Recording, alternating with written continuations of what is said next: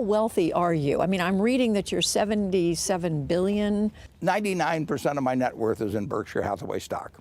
I'm a trustee for that stock, so it'll go to society, and then a good bit of the rest will as well. But if you add up what's in my name, if we go down to my safe deposit box, we will find some stock certificates that are worth that much. But as I've written, they have no utility to me. They can't do anything to make me happier. I'm already happy. This is Warren Buffett talking to PBS NewsHour about how wealthy he is. But I want to dive into a cool little story about Mr. Buffett, who's one of the richest people in the world today. And in the story, we're not talking about him making billions, but hundreds of dollars. We're going way back to when he was just a 14-year-old kid in Washington, D.C. delivering newspapers. It's 1944, and young Warren just moved to the nation's capital from Nebraska because his dad, Howard Buffett, got elected to Congress. While other kids his age were busy with school and playing sports, Warren was already hustling. He had a newspaper out in Northwest D.C. neighborhood, and get this, he was delivering to some high-profile customers. 6 senators and even a Supreme Court justice. Now you might wonder, why would a 14-year-old need to file a tax return? Well, back then, the rule was that anyone making more than $500 a year had to file a return. Warren made $592.50 that year, which was quite a bit for a teenager. In fact, that's, in today's money, $10,500. So he had to file his first ever tax return and ended up paying $7 in taxes. That would be around $125 today. But here's the really interesting part.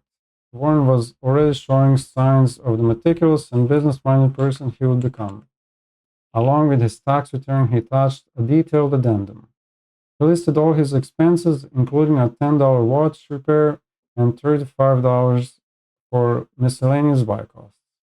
Even as a kid, he was keeping track of his profits and losses like a pro.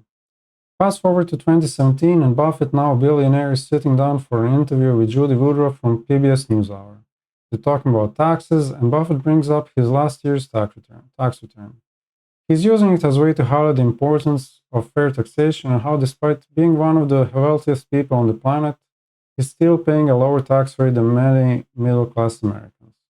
He even points out something pretty wild. If a healthcare reform bill being discussed at the time had been in place, he would have saved nearly $680,000 on his tax bill that year alone.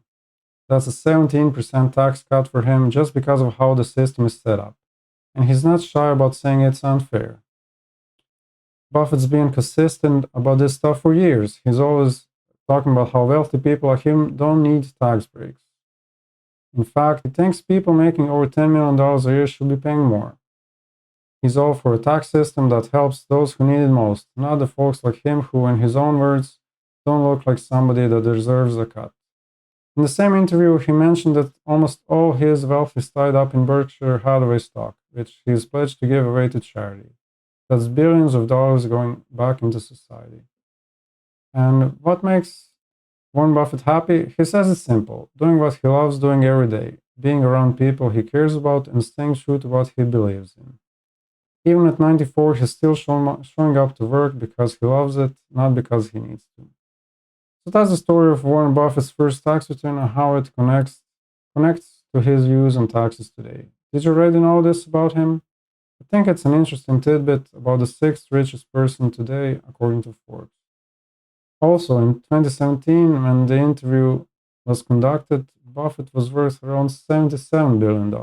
Today, 7 years later, he's worth $143 billion, so almost double that.